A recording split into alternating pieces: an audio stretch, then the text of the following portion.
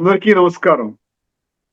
శ్రీమద్ భగవద్గీత ఆధ్యాత్మిక రహస్యాలు అనే శీర్షిక ద్వారా శ్రీ త్రినాథ్ గారు ధారావాహిక ప్రసంగం చేస్తున్నారు. వారి ధారావాహిక ప్రసంగంలో ఈరోజు 360వ ప్రసంగం చేస్తున్నారు. శ్రీ త్రినాథ్ గారికి స్వాగతం.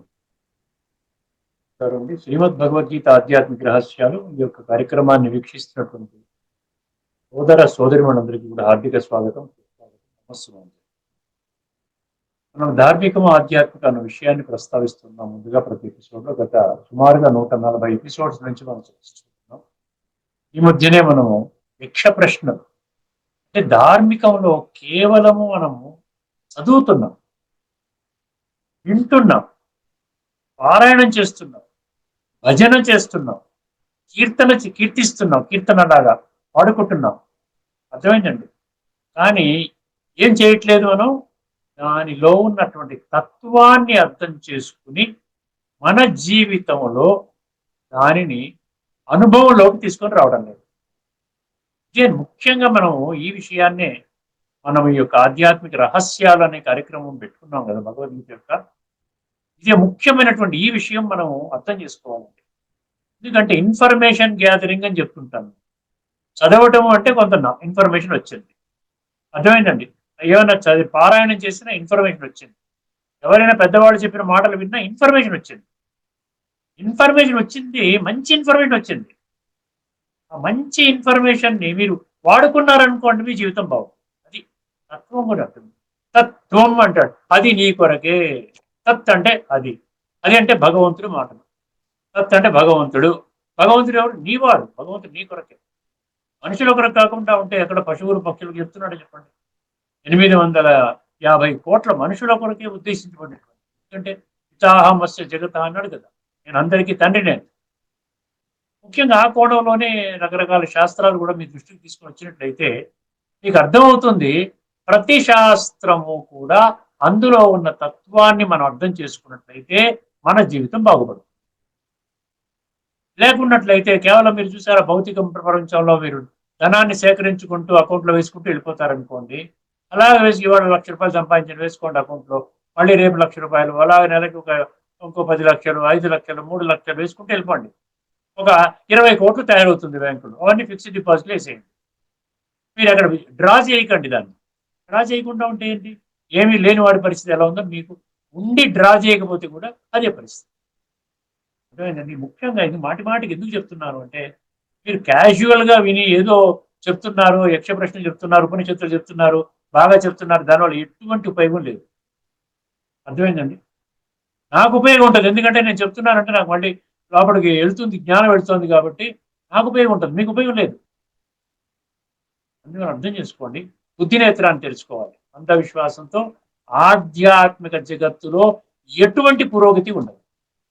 ఇది తిరుగులేని, తిరస్కరించలేని సత్యం. ఏ శాస్త్రంలో కూడా లేదు. మనం ఇప్పుడు అనుసరిస్తున్నటువంటి విధానం ఏదైతే ధార్మిక జగత్తులో, భౌతిక జగత్తులో అనుసరిస్తున్న విధానమే పర్ఫెక్ట్ విధానము. ఈ విధంగానే చెయ్యండి, బుద్ధినేత్రాన్ని తెరవక్కర్లేదు.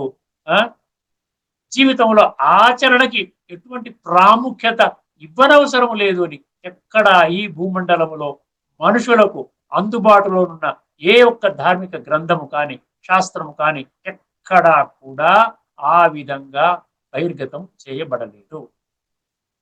ఇప్పుడు యక్ష ప్రశ్నల్లో 4వ ప్రశ్న, మొట్టమొదటి ప్రశ్న ఏంటంటే, కిం ఆశ్చర్యం? ఎందువలన, ఏమిటి ప్రపంచంలో అతి ఆశ్చర్యకరమైన విషయము? రెండవది కిం స్వప్నం అన్నాడు. మూడవది కిం మార్గం అన్నాడు. ఇప్పుడు 4వ యక్ష ప్రశ్న అర్థమైంది. 4వ యక్ష ప్రశ్న ఏంటంటే కిం ధర్మం అన్నాడు. ధర్మం అంటే ఏమిటి? ఎందుకంటే ధర్మం అంటే మనం ఇప్పటి వరకు ఏమర్థం చేసుకున్నాం? బాహ్యంగా అర్థం చేయాలి. అన్ని కూడా బాహ్యంగానే అర్థం చేసుకుంటున్నాం కదా. ధర్మం అంటే ఒక మతము, హిందూ ధర్మము, క్రైస్తవ ధర్మము, ముస్లిం ధర్మము, ఇస్లాం ధర్మము, బౌద్ధ ధర్మము, జైను ధర్మము, ఇవన్నీ బాహ్యమైనటువంటి వ్యవస్థలండి. ఇక్కడ భగవంతుడు చెప్పేటువంటి ఇక్కడ యక్ష ప్రశ్నలో సమాధానం మీరు వింటే ఆశ్చర్యపోతారండి. ఇదివరకే చెప్పినటువంటి 3వ యక్ష ప్రశ్న, 3వ ప్రశ్న ఏంటి? కిం మార్గం అన్నాడు కదా. కిం మార్గంలో ఉన్న 4 పంక్తుల్లో అందులో 2 పంక్తులు ఇందులో రిపీట్ అయ్యాయి. కిం ధర్మంలో రిపీట్ అయ్యాయి. అంటే ఆంతరిక జగత్తులోకి వెళ్ళండి అంటున్నారు. ఒకసారి ఈ శ్లోకాన్ని వినండి. ధర్మరాజు మనకే సమాధానం ఇవ్వటం జరిగిందో ఒక్కసారి గమనించండి. కిం ధర్మం అంటే ఏది ధర్మం అనే యక్ష ప్రశ్న మహాభారతంలోని అన్ని ప్రశ్నలలో, చాలా సావధానంగా వినండి, అటెన్షన్ ప్లీజ్, అన్ని ప్రశ్నలలో సార ప్రధానమైనది అని చెప్పవచ్చు. సార ప్రధానమైనది, ఎసెన్స్ ఆఫ్ ఆల్ దీస్ యక్ష ప్రశ్నలకు, అన్ని ప్రశ్నల మహాభారత అన్ని ప్రశ్నల్లోకి ఇది ఎసెన్స్ అంట. అంటే ఎంత ముఖ్యమైనదో చూడండి. సార ప్రధానమైనది అంటున్నారు అని చెప్పవచ్చు. ఎందుకంటే చూడండి, ఈ ఒక్క ప్రశ్నలోనే మానవ జీవితపు పరమార్థం ఏమిటి? వ్యవహారం పరమార్థం అంటారు కదండి. వ్యవహారము ఇప్పుడు అంటే ఈ పరమార్థం గురించి తెలియదు మనకు. పరమార్థము, పరమ అంటే పరమాత్మని పొంది ఆ విధంగా పరమాత్మతో బుద్ధినేత్రాన్ని జోడించి ఆత్మ చింతన, పరమాత్మ చింతన, రాజయోగము, సంస్కార పరివర్తన, జీవితాన్ని ఉన్నతంగా చేసుకోవడం, అది పరమార్థం అంటే. మనం వ్యవహారంలోనే జీవితం గడిపేస్తూ ఉన్నాం, ఇప్పటిదాకా గడిపాం కాబట్టి ఇప్పుడు తెలుసుకున్నాం కాబట్టి మనలో పరివర్తన తెచ్చుకోవాలి. ఏమిటండి? ఈ ఒక్క ప్రశ్నలోనే ఏమిటి? కిం ధర్మం అనే ఒక్క ప్రశ్నలోనే మానవ జీవితపు పరమార్థము ఏమిటి అనే ప్రశ్నకు సమాధానము దాగి ఉన్నది. ఎందుకు ఈ ఉపోద్ఘాతం చెప్తున్నాను, మీకు అర్థం అవుతుందని, దీన్ని సీరియస్ గా తీసుకుంటారనే ఉద్దేశంతో చెప్తున్నాను. ఇప్పుడు ఏమంటున్నాడు యక్షుడు? ఏమన్నాడు? కిం ధర్మం అంటే ఏది ధర్మము? ఏమి ధర్మం అంటే దానికి ధర్మరాజు యుధిష్ఠిరుడు అన్నారు. యుధిష్ఠిరుడు అంటే ఆంతరిక స్థితిలో స్థాయిగా ఉండేటువంటి వాడు. యుద్ధము అంటే ఆంతరిక యుద్ధము, అంటే విషయ వికారాల మీద యుద్ధము, దేహాభిమానం మీద యుద్ధము, దాని మీద యుద్ధములో స్థిరంగా ఉండేవాడు. యుధిష్ఠర అంటే అది మీనింగ్. ఏమంటున్నాడు ఒక్కసారి గమనించండి. ఇదివరకే మనము చెప్పుకున్నాం. ఏం చెప్పుకున్నామండి? ఇదివరకు దాంట్లో మనం ఏది మార్గం, కిం మార్గం అనే దాంట్లో కూడా అదే వచ్చింది. కిం మార్గం అనే దాంట్లో కూడా అదే వచ్చింది. అందులో 4 పంక్తులు వచ్చాయి.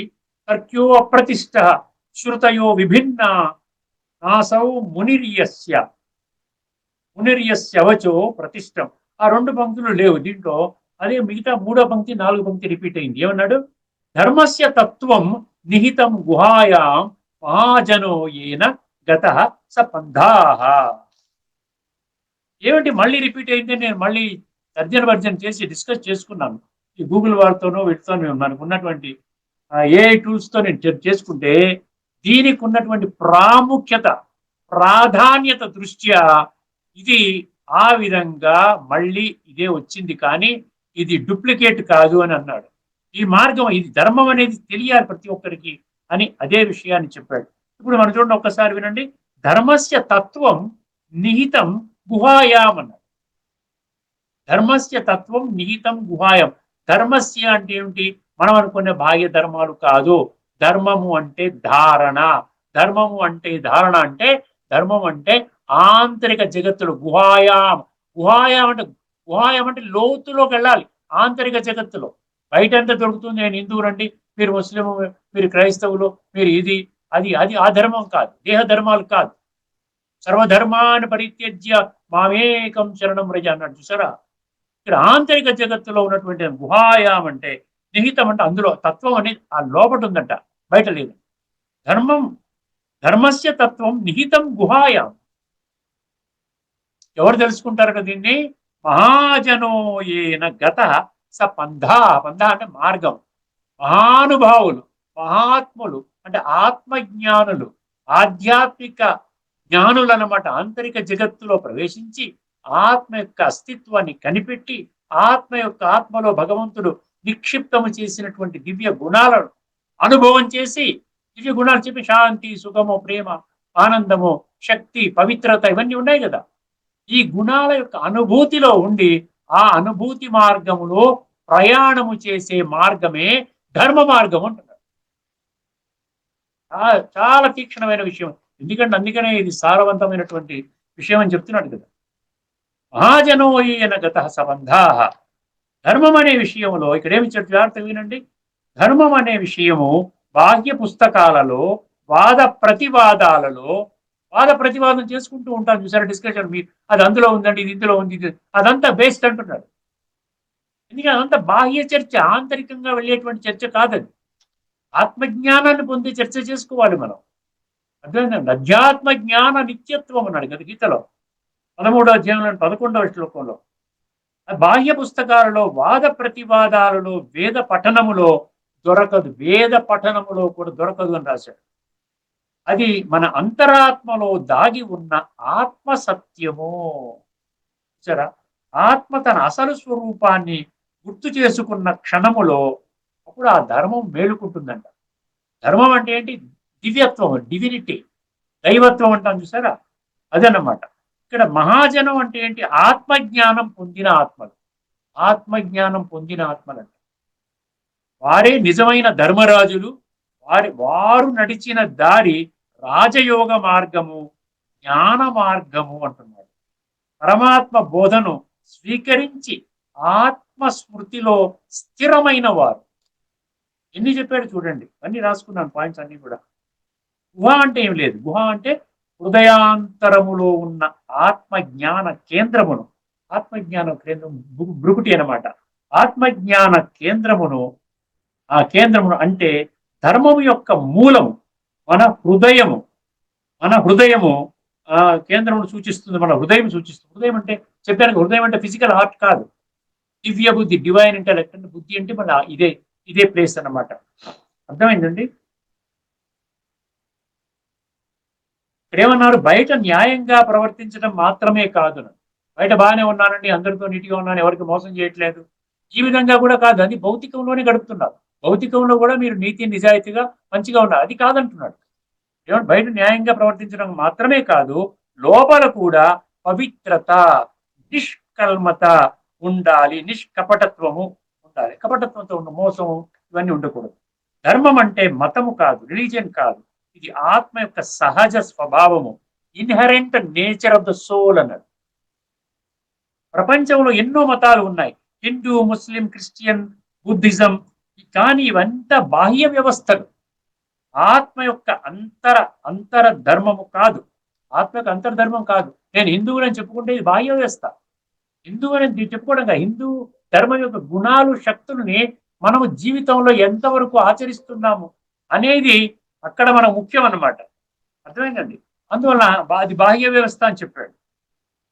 ధర్మం అంటే నీ సహజ స్వరూపము, నీ అసలు స్వభావము, ఆత్మ యొక్క సహజ గుణాలు, శాంతి, పవిత్రత, ఆనందము, శక్తి.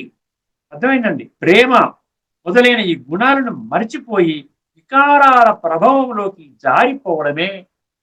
ఇవన్నీ మర్చిపోయి వికారాల ప్రభావం, వికారాలు అంటే దేహభ్రాంతి, దేహాభిమానం, దీని నుండి విషయ వికారాల వలయంలో చిక్కుకొని బాహ్యంగా బాహ్య జగత్తులో చేరుకోవటమే, జీవించటమే. ఏమన్నాడు? ఒకటే పదం పెట్టాడు, అధర్మము అన్నాడు. అందుకని 3వ అధ్యాయం 35వ శ్లోకం అండి. 3వ అధ్యాయం 35వ శ్లోకం ఎంత బాగా చెప్పాడండి. శ్రేయాన్ స్వధర్మే విగుణ పరధర్మాత్ స్వనుష్ఠితాత్ స్వధర్మే నిధనం శ్రేయ పరధర్మో భయావహ. అర్థమైందండి. శ్రేయస్సు దేని శ్రేయస్సు అంట? స్వధర్మములో జీవించడం శ్రేయస్సు అంట, స్వధర్మములో మరణించడం శ్రేయస్సు అంట. స్వధర్మం అంటే ఆత్మధర్మం. అర్థమైంది. నా కులము, మతము, జాతి, రంగు, రూపు, వ్యవహారం కాదు. ఇది యక్ష ప్రశ్న 4వ విషయంలో చాలా రెండవసారి రిపీట్ చేశారంటే చూడండి. ఇక్కడ కిం మార్గం దగ్గర అదే రిపీట్ చేశాడు, కిం ధర్మం కూడా అదే రిపీట్ చేశాడు.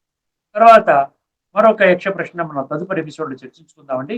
ఇప్పుడు మన ఉపనిషత్తుల్లో మీ దృష్టికి 3.1 3.1 మంత్రం అండి. శాండిల్య ఉపనిషత్తు. శాండిల్య ఉపనిషత్తు 3.1 మంత్రము. ఇది యోగశాస్త్ర ఉపనిషత్తులలో ఒకటి. యోగశాస్త్ర ఉపనిషత్తు ఉంటుంది శాండిల్య ఉపనిషత్తు, యోగశాస్త్రం. భగవద్గీత కూడా యోగశాస్త్రం చెప్పాడు కదా. ఏమన్నా బ్రహ్మ విద్యాయాం యోగశాస్త్రే అని 18 అధ్యాయాల చివరిన ఆ 2 పదాలు ఉంటాయి. ఆత్మసాక్షాత్కారం సాధించడానికి అత్యంత సులభమైన కానీ గంభీరమైన ఉపదేశం ఇస్తుందంట. చూడండి, ఈ యొక్క ఉపనిషత్తు దాని ఏం చెప్తున్నాడు? ఆత్మసాక్షాత్కారం సాధించడం అంటే ఏంటి? అసలు ఆత్మ అంటే ఏమిటి తెలుసుకొని ఆత్మ ఎక్కడుంటుంది, దాన్ని ఎలాగ అనుభూతి చెయ్యాలి, ఆ విధంగా అనుభవంలోకి తీసుకొచ్చి ఆత్మలో ఉన్న గుణాలు శక్తులు మన జీవితంలో ఎలా తీసుకుని రావాలి, ఇది ఆత్మ సాక్షాత్కారం. అర్థమైందండి. సాధించడానికి అత్యంత సులభమే.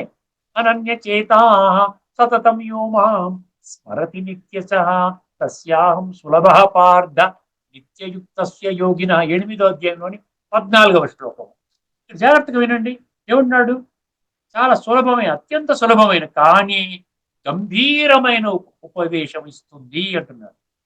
ఈ మంత్రం ఏం చెప్తుందంటే చూడండి, ఇదంతా ఉపోద్ఘాతం ఈ మంత్రం గురించి. ఈ మంత్రం ఏం చెప్తుంది? ఇది శాండిల్య ఉపనిషత్తు 3.1. ఆత్మను ఎల్లప్పుడూ జ్ఞానముతో తెలుసుకోవాలి, అంధవిశ్వాసంతో కాదు, భక్తితో కాదు, భౌతికతతో కాదు, ధార్మిక జగత్తులో కాదు. ఏంటంటున్నాడు ఇక్కడ? జ్ఞానముతో తెలుసుకోవాలి. జ్ఞానం అంటే గీత ఏం చెప్పింది? జ్ఞానము అంటే 100% ఆధ్యాత్మిక జ్ఞానము. ముందు బేస్ అర్థం చేసుకున్నాం అనుకోండి, శ్లోకం ఈజీగా అర్థం, సులభంగా అన్నాడు కదా, ఈజీగా అర్థం. ఎల్లప్పుడూ జ్ఞానముతో తెలుసుకుని, ఆత్మను ఎల్లప్పుడూ జ్ఞానముతో తెలుసుకుని దానిని పవిత్రమైనదిగా ధ్యానించాలి. ఆత్మశుద్ధి అండి. ఆత్మశుద్ధి లేని ఆచారం అది అంటాం కదా. ఇది యోగి యొక్క నిత్య ధ్యాన సాధన పదమును సూచిస్తుంది. యోగి యొక్క నిత్య ధ్యాన సాధన, ఆ పదం అంటే మార్గమును సూచిస్తుంది.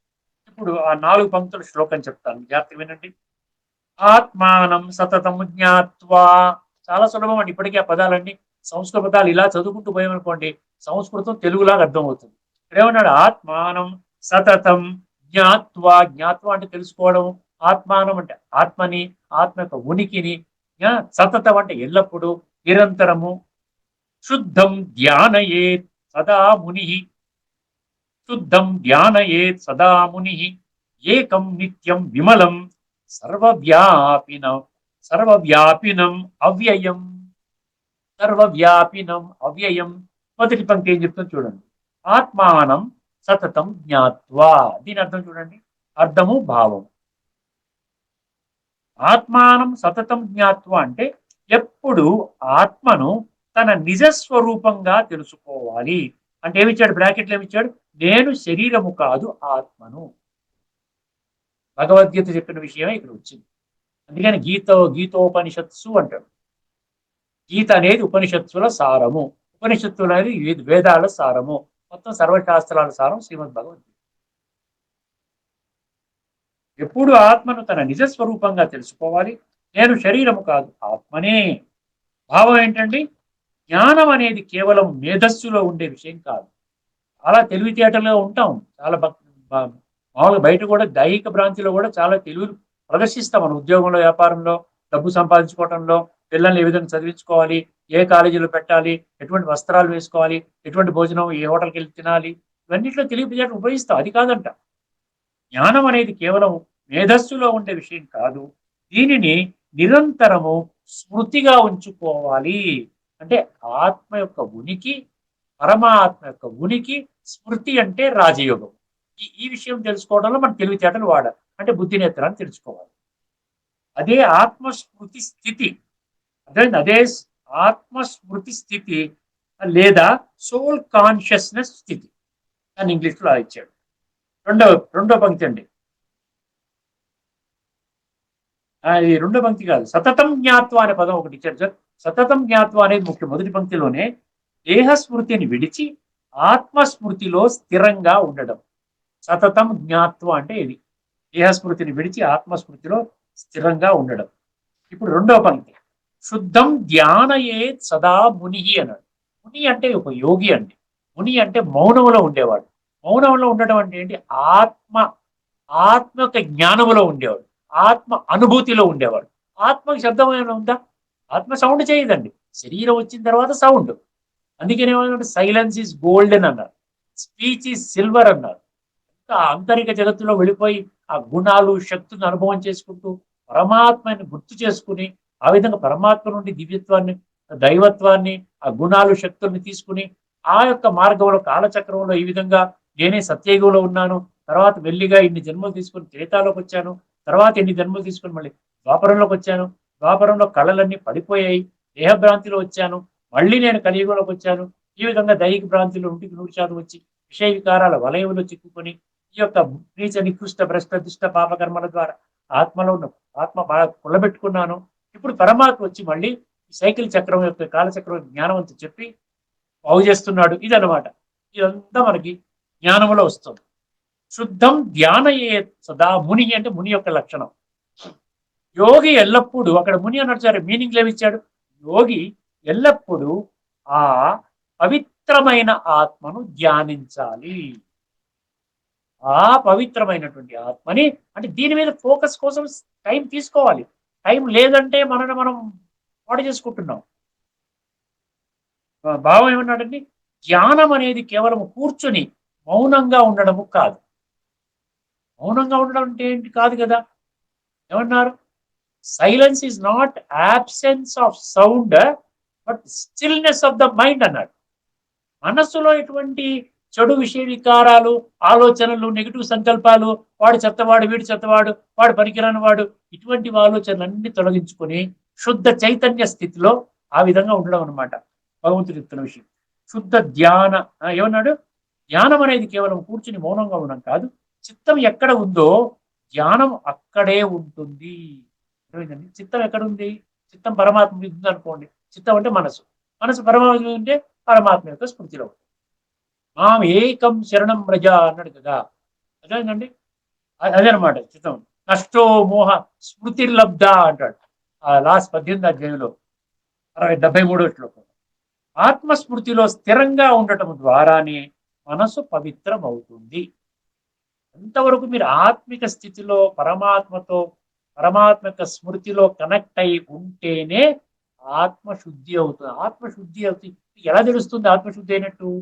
ఆత్మశుద్ధి అయితే మీలో ఆంతరిక ఆనందం కలుగుతుంది, చైతన్యం కలుగుతుంది, ఆంతరిక శక్తి వస్తుంది. చక్కగా మీరు వయసుతో సంబంధం లేదండి. 70, 80, 90 వాళ్ళు కూడా వస్తారు మా దగ్గరికి. ఎంత యాక్టివ్గా ఉంటారండి, చకచకచకచగా ఉంటారు. భలే శరీరం సహకరించకపోవచ్చు, కర్ర పట్టుకుని రావచ్చు, లేకపోతే మెల్లిగా అడుగులు వేయొచ్చు, కానీ ఆంతరికంగా ఎలా ఉంటారు, బ్రహ్మాండంగా ఉంటారు. ఆంతరిక జగత్తు 80%, శరీరం 20% శరీర భ్రాంతిలోనే ఈ రోజున 100% పెట్టుకుని కూర్చున్నాం. ఆత్మ 0 చేసుకున్నాం. అందుకని ఇప్పుడు దాన్ని మళ్ళీ ఏం చేయాలి, ఆత్మిక స్థితిలోని మనం ఎక్కువ సమయాన్ని గడపాలి. ఆత్మస్మృతిలో స్థిరంగా ఉండడం ద్వారానే మనసు పవిత్రం అవుతుంది. ఇది 2వ పంక్తి. 3వ పంక్తి, ఈ 2వ పంక్తిలోనే శుద్ధ ధ్యానయాత్ అన్నాడు. శుద్ధ ధ్యానయేత్ అంటే ఏమిటి చూడండి. శుద్ధ ధ్యానయేత్ అంటే పరమాత్మ స్మరణలో నిలిచి ఆత్మ యొక్క శుద్ధతను అనుభవించటం. పరమాత్మ యొక్క స్మృతిలో నిలిచి ఆత్మ యొక్క శుద్ధతను, పవిత్రాత్మ అంటే ఎట్లా ఉంటుంది, ఇప్పుడు అపవిత్రంగా ఉందండి, మాటి మాటికి కోపం వస్తుంది, మాటి మాటికి అహంకారం వెళ్తాం, నేను చాలా గొప్పవాడిని అని ఫీల్ అవుతాం. ఒక్కసారి ఇది ఏమవుతుందంటే ఆత్మ చింతన చేసుకుంటూ పరమాత్మతో కనెక్ట్ అయినప్పుడు ఏమవుతుందంటే ఇది రివర్స్ అవుతుంది. దేహాభిమానం నుండి ఆత్మాభిమాన స్థితిలోకి వెళ్తాం. అహంకారం నుండి మనం ఆత్మలో ఉన్న గుణాలను ఎంజాయ్ చేస్తాం. అర్థమైందండి. అందువల్ల ఇక్కడ ఏమంటారు, పరమాత్మ స్మరణలో నిలిచి ఆత్మ యొక్క శుద్ధతను అనుభవించడాన్నే శుద్ధ ధ్యానయేత్ అన్నాడు ఇక్కడ ఈ శ్లోకంలోని ఆ పంక్తిలోని పదాలు. ఇప్పుడు మూడవ పంక్తి, ఏకం నిత్యం విమలం. ఏకం నిత్యం విమలం అన్నాడు. దీని మీనింగ్ ఏంటో ఒకసారి గమనించండి. ఏకం నిత్యం విమలం అంటే ఏమన్నాడు ఇక్కడ, అర్థం ఏంటండి, ఆత్మ ఒక్కటే చైతన్య రూపశక్తి, శాశ్వతమైనది, మలినత లేనిది. విమలం అంటే మలం అంటే అక్కడ మలినం, విమలం అంటే మలినము లేనిది, అంటే శుద్ధ చైతన్య స్వరూపమైనటువంటి ఆత్మ. ఏకం అన్నాడు. ఏకం అంటే ఏంటి, ద్వయము కాదు. ఏకం అంటే ఆత్మ పరమాత్మతో కనెక్ట్ అయ్యేటువంటి ఒకే ఒక్క లక్ష్యము. అదే మీరు పెట్టుకోవాలి. ఇంకా బాహ్యంగా దైహికం అనుకున్నాం అనుకోండి, చాలా డివిజన్స్ వస్తాయి.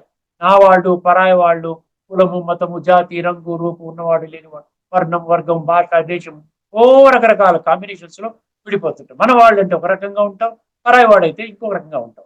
అందుకని ఆత్మ ఒక్కసారి ఆత్మ ఒకటే అనుకుంటే అందరిలో కూడా ఆత్మనే చూస్తాం. అదే సర్వే జనా సుఖినో భవంతు, వసుదైవ కుటుంబకం, సర్వమానవ సౌభ్రాతృ, ఇవన్నీ అక్కడి నుంచి వస్తాయి. ఏకం నిత్యం విమలం.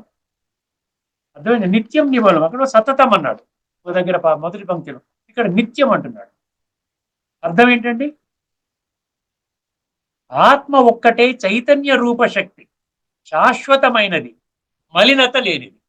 ఆత్మ ఒక్కటే చైతన్య రూప శక్తి, శాశ్వతమైనది, మలినత లేనిది. దీని భావము ద్వంద్వము లేకుండా, అంటే మంచి చెడు మలినత వచ్చేసింది, సుఖము దుఃఖము మలినత వచ్చేసింది, లాభము నష్టము. లాభం ఉంటే బాగా ఎగిరి గంతులు వేసాం, నష్టం ఒక్కసారి బిజినెస్ కొలాప్స్ అయిపోయిందంటే డౌన్ అయిపోయింది. బీపీ షుగర్ వచ్చి హార్ట్ ప్రాబ్లం వచ్చి ఒక్కసారి ఉన్నటువంటి గుండెపోటు వచ్చి ఫోన్ కూడా పోవచ్చు. అర్థమైందండి ఇక్కడ. అందుకే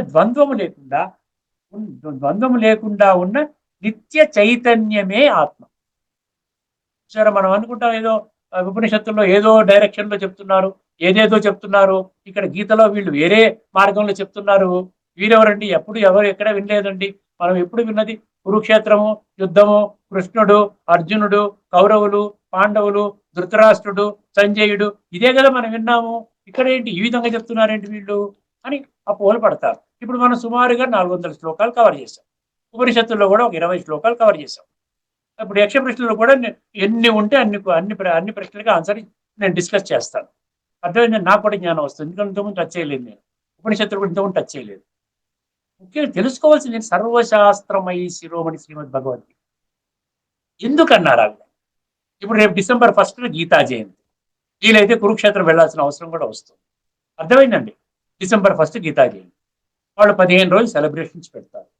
ఎందుకంటే అక్కడ ఒక నమ్మకం ఏంటి? కురుక్షేత్రంలో యుద్ధం జరిగింది. ఇప్పటికీ 4 సార్లు వెళ్ళాను నేను.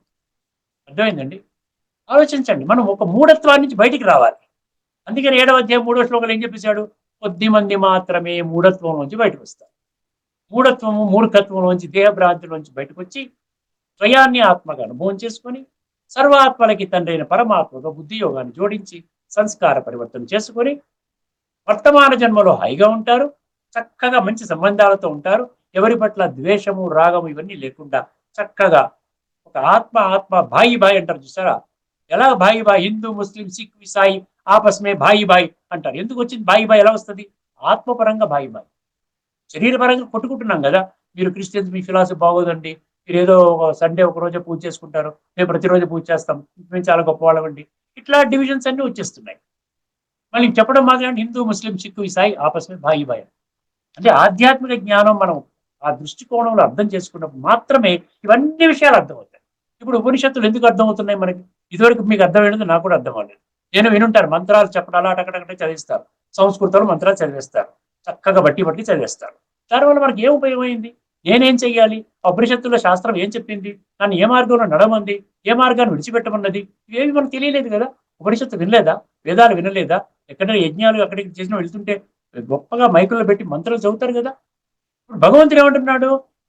నువ్వు లోతుల్లోకి వెళ్ళు, దాని తత్వంలోకి వెళ్ళు. ఇప్పుడు మనకు ఎందుకు అర్థమవుతుందండి? ఇప్పటికే మనం ఒక 350 ఎపిసోడ్స్ పైననే మనం చర్చించుకున్నాం తత్వం ఆధారం కాబట్టి ఇప్పుడు ప్రతిదీ కూడా గుండెల్లో బాకుల్లా గుచ్చుకుంటుంది. అరే, ఉపనిషత్తుల్లో ఇదే ఉందా? యక్ష ప్రశ్నలో యక్షుడు కూడా ఇదే వేశాడా ప్రశ్నలు? అంతా ఆత్మ గురించే చెప్తున్నాడా? ఇంకా రాబోయే రోజుల్లో మీకు ఇంకా స్పష్టం అవుతుంది. మనం 1000 ఎపిసోడ్ చేసుకున్నా ఇవన్నీ విషయాలు ఆత్మ గురించే ఉంటాయి. నేను చేస్తానని కాదు, చెప్తున్నాను. మీకు ఏ శాస్త్రం తిరగేసినా మీకు ఆత్మ గురించే ఉంటుంది. ఆత్మ జ్ఞానమే ఆధ్యాత్మిక జ్ఞానం. ఆత్మ జ్ఞానం ఉన్నప్పుడే పరమాత్మ కనెక్ట్ అవుతాడు. ఈ రోజున భగవంతుడు కనెక్ట్ అవుతున్నారు అంటే మీరు ఆశ్చర్యపడక్కర్లే. ఆత్మ యొక్క అభ్యాసం చేస్తున్నాం ప్రతిరోజు మేము అభ్యాసం చేస్తాం. ఉదయం 3:30 గంటలకు లేచి అభ్యాసం చేస్తాం. మళ్ళీ ప్రతిరోజు 2 గంటలు 3 గంటలు కనీసం దాని మీద చింతన చేస్తాం, జ్ఞానం మీద చింతన చేస్తాం. పరస్పరము జ్ఞాన చింతనే జరుగుతుంది. విషయ వికారాల నుంచి ఎంత వీలైతే అంత దూరం అవ్వడానికి ప్రయత్నం చేస్తుంది. ఇది అభ్యాసం. అభ్యాస యోగయుక్తేన చేతసా నాణ్యగామిన పరమం పురుషం దివ్యం యాతి పార్థాను చింతయన్. 8వ అధ్యాయంలో 8వ శ్లోకం. నీవు ఆ నన్ను ఒక్కడిని స్మృతి చేసే అభ్యాసం చేయమని చెప్తున్నాడు. అది యోగము ద్వారానే సాధ్యం అవుతుంది. యోగం అంటే ఆత్మజ్ఞానము, ఆత్మ యొక్క ఉనికి, పరమాత్మ యొక్క ఉనికి, ఆ కనెక్షన్ మనసు బుద్ధి ద్వారా సంబంధం. చాలా సీరియస్ విషయం అండి ఇది. తెలుసుకోవాలి. చాలా సులభం. భగవంతుని పొందడం చాలా సులభం. మనం ఆశ్చర్యపడాల్సిన పనే లేదు. మనం ప్రయత్నించి మనం ఫెయిల్ అయిపోయాం అనుకోండి, అప్పుడు ఆశ్చర్యపడాలి. మనం ప్రయత్నించకుండానే ఏదో ఎవరో చెప్పిన మాటలు వినేసేసి మనం ఆ విధంగా లేదండి వీళ్ళంతా తప్పు చెప్తున్నారు అనుకున్న భావనలో ఉంటే మన జీవితాన్ని మనమే నష్టపరుచుకున్న వాళ్ళం అవుతాం. చూడండి, ఏకం నిత్యం విమలమన్న ఆత్మ ఒకటే చైతన్య రూప శక్తి, శాశ్వతమైనది, మలినత లేనిది, భావం ఉన్నాడు ద్వంద్వం లేకుండా ఉన్న చైతన్యమే ఆత్మ. అది శుద్ధమైన జ్యోతి, ఏకత్వ స్వరూపం, జ్యోతి స్వరూపం. చనిపోయిన తర్వాత తల దగ్గర ఒక జ్యోతి పెడతారు. అర్థమైందండి? ఎందుకు పెడుతున్నారు? ఆత్మ జ్యోతి, పర్మనెంట్ జ్యోతి వెళ్ళిపోయింది. అర్థమైందండి? సో అది అందుకే జ్యోతిషామపి తజ్యోతి అన్నాడు 13వ అధ్యాయం 17వ శ్లోకం. ఆత్మ ఒక్కరే తనలో చైతన్య జ్యోతి, ఆత్మ ఒక్కటే తనలో చైతన్య జ్యోతి. దానిని పరమాత్మతో ఏకాగ్రతలో అనుభవించడం ద్వారానే శాంతి లభిస్తుంది. శాంతి బయట దొరికే వస్తువు కాదు, శాంతి బయట దొరకదు. ఎంత ప్రయత్నం చేయండి, ₹1,00,000 ఖర్చు పెట్టండి, ఒక్క క్షణం శాంతి కూడా మీకు దొరకదు. ఆంతరికంగా మంచి ఖజానా శాంతి, శాంతి సాగరుడు అంటాం కదా, మన ఇల్లుని శాంతి ధామం అంటాం, భగవంతుడిని శాంతి సాగరుడు అంటాం. ఆత్మ యొక్క వర్ణనలో ఏమంటాడు? ఆత్మ శాంతి స్వరూపం అంటాం. 3 కోణాలు. ఇప్పుడు అంత ఉన్నప్పటికీ కూడా నేను మనశ్శాంతి కోసం బయట వెతుక్కుంటున్నానంటే అజ్ఞానంలో ఉన్న కారణంగా మనం వెతుక్కుంటున్నాం. ఇప్పుడు 4వదండి, సర్వవ్యాపినం అవ్యయం. సర్వవ్యాపినం అవ్యయం. అవ్యయం అంటే ఏంటి? అవ్యయం అంటే 2 వస్తాయి. అవ్యయం అంటే అవినాశి. అవినాశి అంటే ఏంటి? ఒకటి ఆత్మ, 2 పరమాత్మ. ఈ 2 అవినాశి. ఈ అవ్యయము సర్వవ్యాపి అన్నాడు. సర్వవ్యాపి అంటే ఏంటి? అంతటా ఉన్నది. అంతటా ఉన్నది, ఖచ్చితంగా ఉన్నది. ప్రతి ఒక్క 850 కోట్ల మనుషులలో ఆత్మ, శరీరము, వినాశి శరీరము, అవినాశి ఆత్మ. వజ్రము పెట్టి. అర్థమైందండి? Software, hardware. పక్షి, పంజరము. వజ్రము పెట్టి చెప్పాను కదా. కరెంటు, పైన ఉన్న ప్లాస్టిక్ తొడుగు. ఈ 2 వ్యవస్థలు. అందుకని ఇంగ్లీష్ లో మనం ఏమంటారు? హ్యూమన్ బీయింగ్స్ అంటారు. ఈ బీయింగ్ మనం మర్చిపోతే ఎట్లాగండి? అందుకని ఏమంటాడు ఇక్కడ? అవ్యయం అంటే అవినాశి. ఒకసారి జాగ్రత్తగా వినండి అర్థము. ఆత్మ అంటే లేదా పరమాత్మ అని కూడా ఇచ్చాడు అనేది అన్నింటిలో వ్యాప్తమై ఉన్నది. ఇక్కడ మనం గుర్తించవలసిన విషయం ఏంటంటే సర్వవ్యాపి అనేటువంటి విషయం. ఇక్కడ దీంట్లోంచి మీరు అవునండి సర్వవ్యాపి అని అన్నారు కదా, ఉపనిషత్తులో ఉంది కదా అని అనుకోవచ్చు.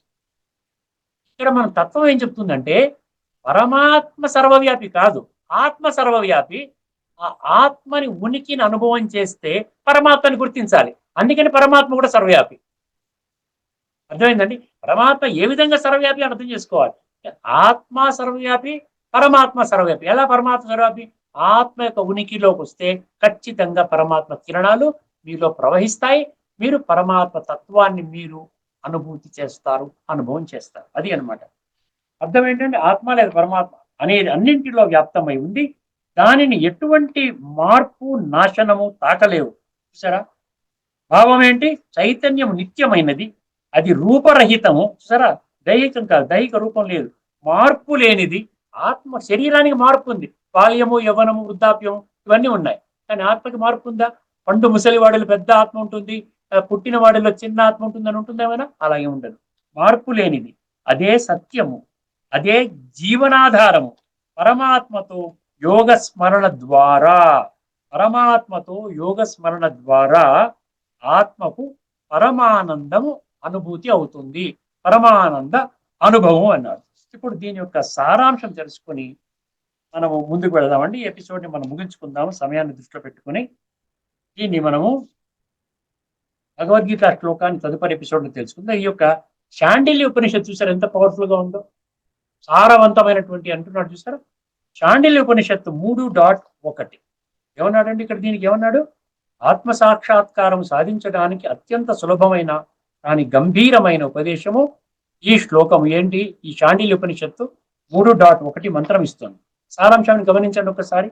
నిజమైన యోగి ఎల్లప్పుడూ తనను తాను ఆత్మగా తెలుసుకొని ఆ పవిత్రమైన ఆత్మను ధ్యానిస్తాడు. పవిత్రమైన ఆత్మని ధ్యానించడం అంటే ఏంటి? ఆత్మ యొక్క అనుభవం ద్వారా పరమాత్మని ధ్యానిస్తాడు. అర్థమైందండి?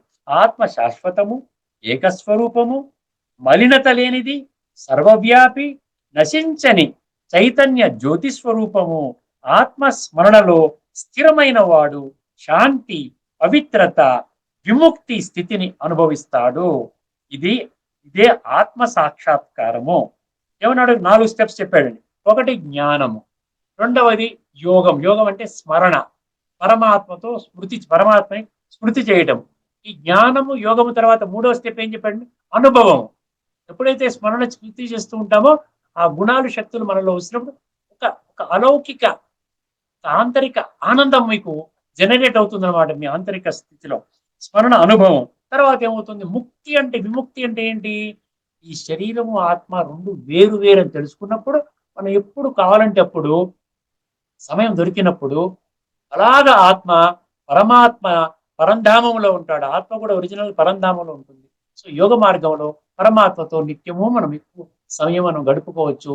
ఆత్మ ఈ దేహము, దీని నుంచి మనము కాస్త, ఈ దేహం అంటే ఏంటి? విషయ వికారాలు, ఇంద్రియ సుఖాలు, ఇవన్నీ మనకు చెప్తుంది. ఒక్కసారి ఇది దివ్య గుణాలు.